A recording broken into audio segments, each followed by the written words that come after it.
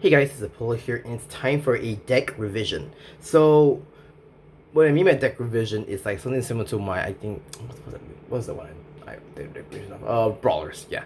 So, the whole purpose for me doing a deck revision is that sometimes when I do deck updates, there might be some implications that might come along the way, which the deck might not function as I initially thought it was. And yeah, I did test it, yes, but in some cases, maybe after a while, it's starting to make me realize, okay, maybe the deck doesn't function that way. Should I change it around a bit, make sure it works this way? So yeah, this is more of a little of a quick overhaul of the deck because I am actually going to enter this in TableCon, which is my which is the trio fight so happening on the following Saturday. I'm not gonna upload this deck revision until like I finish the trio event. So yeah, the whole purpose of this just for me to, you know, reflect on maybe what have went wrong, what have I built wrong, what have played wrong, and then start to change up the deck a little bit. And then once I manage to figure out why I went wrong, then I'll explain my reason behind that. So now talking, let's go on to the deck revision. So the right line has not changed, and I will make my own input on some stuff you can change around. Starter, still well, just keep the theme. Great one, I choose Fantasta. So if you want to play Tranquilia, the original Order right line, not the Destiny one, you can, and I think it's a very valid option because it helps you build board as early on as turn 2. And the fact that I'm still playing Fantasta because it immediately just gives you a great meaning from to build something, so you have a booster on there. And you gotta realize that I only run 7 Great Ones without including the PGs, so which is why I stick to Bethesda instead of playing Tranquilla, because it just has 1 Great One to just put there so that you can immediately set up for the next turn. So this is why I kept playing Bethesda. You can play Tranquilla if you think that you want to build in board is your way to go. Grade 2, I play Accenture. I mean, it's Rezael right lane, so you have to keep it that.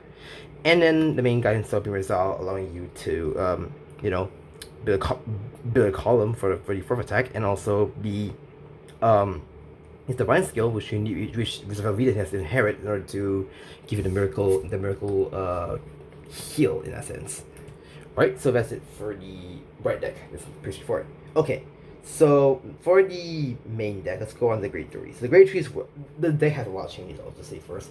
So right now, I am obviously playing for Vita because Vita is literally your cross persona, right? You need to have your Vitas, and you need to finish them off your opponent with this.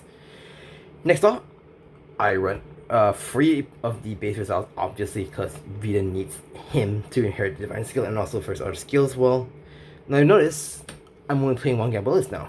So Gabelius, my old build has 2, but I've bumped down 1 simply because Orchidus can allow you to search literally for that any piece you want in your deck. So, and the reason why I not only bump down to 1 because of Orchidus, but also the fact that sometimes Gabelius, well, I mean, depending on the situation, how much damage you eat, you can simply, you know, you just simply go into him, and then he gets your dry shine and everything. But sometimes in cases where you're damaged and such, you don't really need him at all. So it really depends on the situation, really. So there's that. And my next tech choice, I play 1 Little Morta. So this was suggested by my viewer. I figured out I should try for myself, and I was not like regretting it, because a Mortar, the fact that you have soul wells which you bind, and then if you want to use the souls again, you can just pretty much just spot like that, and then you can use souls also again. One Mortar, just because it's essentially a perfect card in that sense.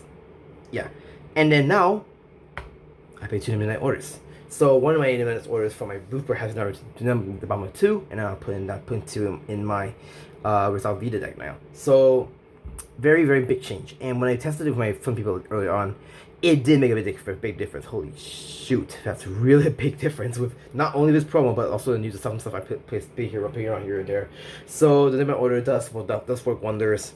I kind of regret not putting him in earlier on, and now I realize that, yeah, it's pretty much the unique base card, really.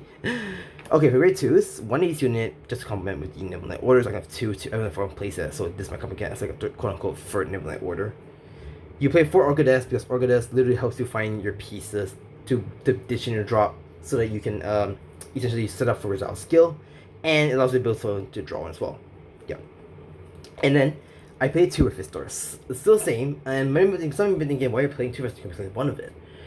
So my reason why I play 2 with Resistors is pretty simple. You basically want to filter your deck as much as possible to get your results from your deck. And the fact that, sure, you can play 1, but sometimes if I do need that aggression to find my results from my deck, just filter out more aggressively, I would need a 1 extra copy of result, an extra copy of Resistors in my hand just to call it immediately. So yeah, that's my whole reason behind it, because I do think that, you know, Resistor does help to get your results so you can set up for the game.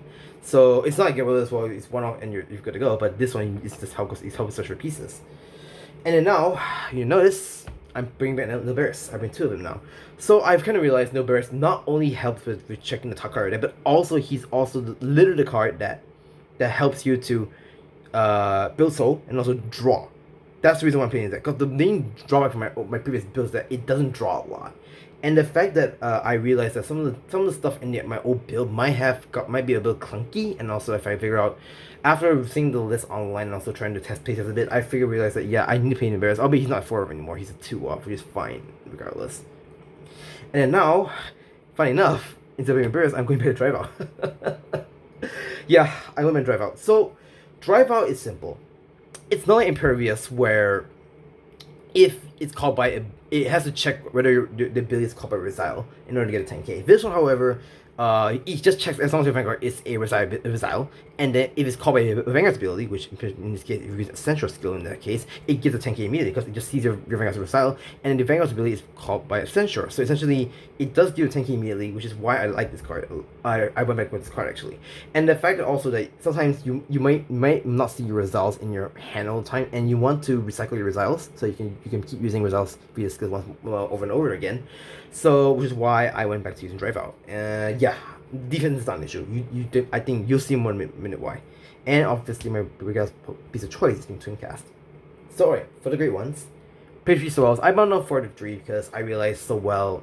Yeah, he can be your shield, but he's really never counter charge mainly. Sometimes if you do need some help to guard, he does help, and I think he does a great job of doing that actually. So, but I think 4 is enough. I think the 10k for like 2 or more Sorrels in the Binding doesn't really matter. It just it's as long as you it helps to guard in a sense.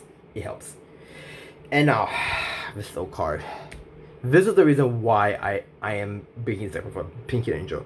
Ideally, I want to play Dissection Angel, but that thing costs like $50 a copy. I am not gonna spend that much money just to play something that's gonna get like gonna play some more time. And Painkiller does help a lot because you do pump a lot of soul.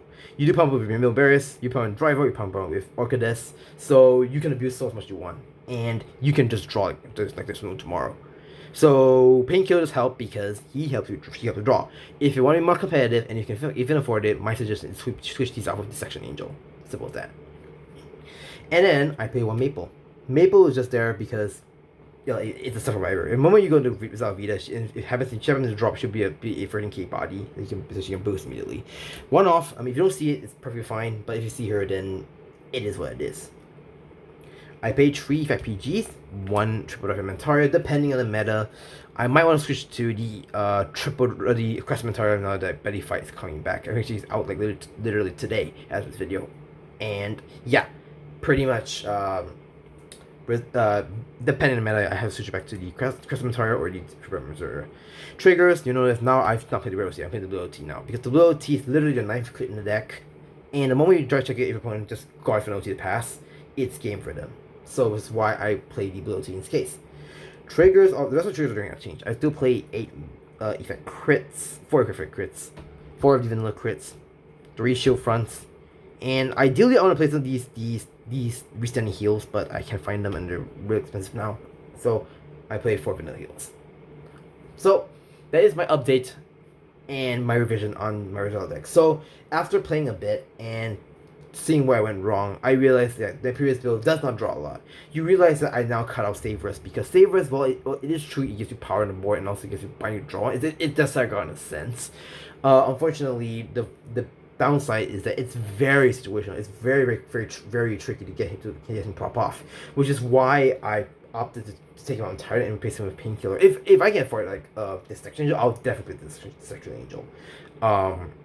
So that is my intake on it. I think the main reason is because Sabers is one getting in the way, and the fact that I did not put enough draw power in the deck, so I do need draw, which is why I've revamped the whole deck to the list you see now. With that being said, that's it for my deck revision. Thank you guys so much for watching. Do like it. Do like, share, comment, subscribe. I will give my little my little vlog on the TableCon event if I'm able to do it. So do stay tuned if I ever make that vlog. That being said, that's about it. Stay tuned for videos. Peace.